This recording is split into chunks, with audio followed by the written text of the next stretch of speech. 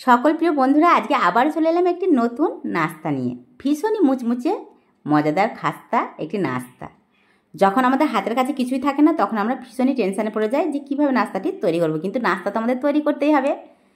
হাতের কাছে যেগুলো আছে সেগুলো দিয়েই নাস্তাটি তৈরি করে নেওয়া যাক। কয়েকটি মাত্র উপকরণ দিয়ে এই নাস্তাটি তৈরি করা যায়। দেখুন, আমি নিয়েছি আলু। আমি এখানে 2-3টে আলু নিয়েছি আর সেগুলো পরিষ্কার করে খোসা ছাড়িয়ে নিয়েছি আর ছোট্ট ছোটো করে কেটে নিয়েছি। এখন গ্যাস ওভেনের কাছে চলে এসেছি। গ্যাস ওভেনে একটা কড়াই বসিয়ে দিয়েছি। এই কড়াইয়ের মধ্যে দিয়ে দিয়েছি এই ছোট্ট করে কেটে রাখা আলুগুলো আর দিয়েছি জল। 1 কাপ জল ব্যবহার করেছি।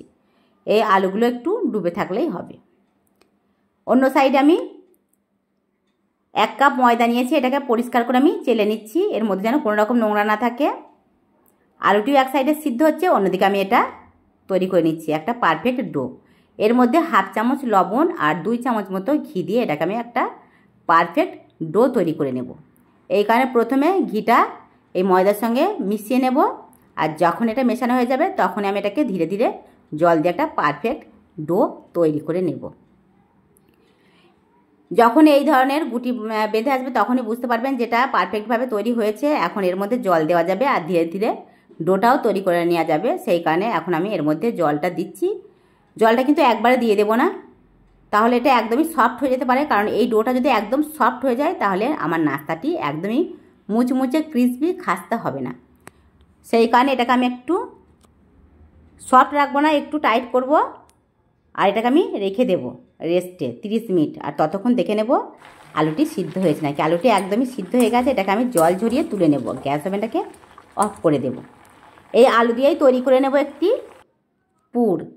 শুধুমাত্র আলু দিয়ে দেখুন কত সহজে একটি পুর তৈরি করা যায়, আর সেটা কিন্তু ভীষণই টেস্টি হয়, একদম লোভনীয় আকারে। এই জন্য এই আলু দিয়ে আমি পুরটি তৈরি করে নিচ্ছি। আলুটি সিদ্ধ হয়ে গেছে, ওটাকে আমি নামিয়ে রেখেছিলাম। আর গ্যাস ওভেনে আবার একটা প্যান বসিয়ে দিয়েছি আর সরিষার তেল দিয়েছি 1 চামচ।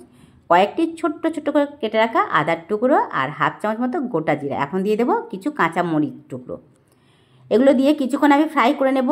আর এটা ফ্রাই করার পর এর মধ্যে দিয়ে দেবো আমি ছোট্ট একটা চামচের মশলা চামচের 1 চামচ মতো হিং কিন্তু এই পুরের টেস্ট কিন্তু আরও বাড়িয়ে দেবে।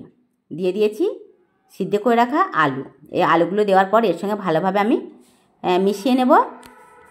এই আলুগুলো মিশিয়ে নেবার পর এর মধ্যে দিয়ে দেবো আমি হলুদ গুঁড়ো, ধনিয়া গুঁড়ো, জিরে গুঁড়ো আর লবণ। কারণ এর মধ্যে খুব বেশি মশলা লাগে না, খুবই অল্প অল্প মশলা লাগে। অল্প করে দিতে হবে খুবই মশলাটা, কারণ বেশি দিলে এর টেস্টটাই কিন্তু নষ্ট হয়ে যাবে। এই কারণে পুরের মধ্যে খুবই অল্প পরিমাণে মশলা দিতে হবে। আমি খুব অল্প করে দিয়েছি, মশলা চামচের 1/2 চামচেরও কম। এখন ভালোভাবে আমি এটাকে মিশিয়ে নিচ্ছি। আর এই পুরটাও কিন্তু পারফেক্টভাবে তৈরি হয়ে যাচ্ছে। দেখুন, এটাকে নামিয়ে আমি ঠান্ডা করতে দেব আর দেখে নেব যে ডোটা রেখেছিলাম 30 মিনিট পর সেটা কেমন হয়েছে। 30 মিনিট পর আমি চলে এসেছি এই ডোটা নিয়ে। আর ডোটা দেখুন কি দারুণ লাগছে। এটাকে আমি ছোট্ট ছোট্ট করে লাচ্ছি কেটে নেব। এই জন্য কিছুক্ষণ এটাকে মুথে নিচ্ছি। মুথে নেওয়ার পর আমি ছোট্ট ছোট্ট করে লাচ্ছি তৈরি করে নেব। লুচির থেকে সামান্য একটু বড় রাখবো আমি এই লাচ্ছিগুলো।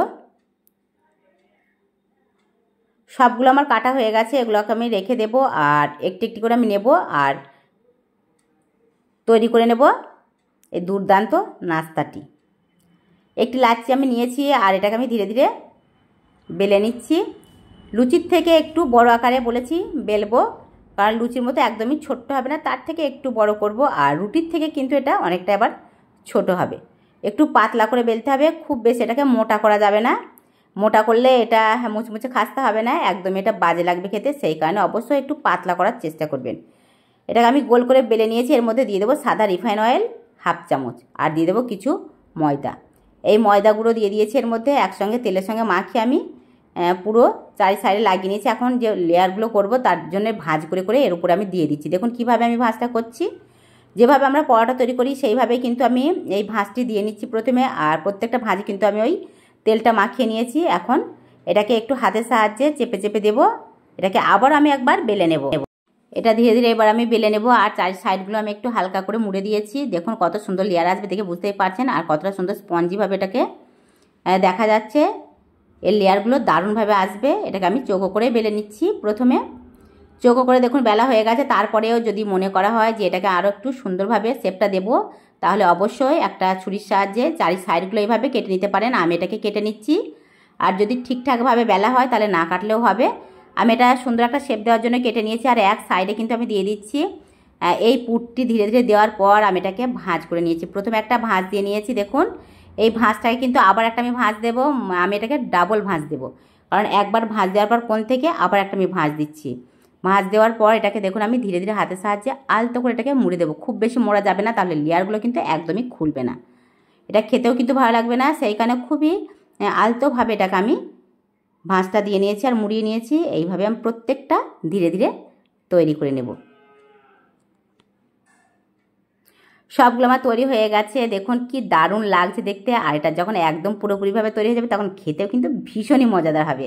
এই জন্য আর অপেক্ষা নয়, আমি চলে এসেছি আবারও গ্যাস ওভেনের কাছে। আর একটা প্যান বসিয়ে তার মধ্যে আমি সাদা রিফাইন অয়েল দিয়ে দিয়েছি।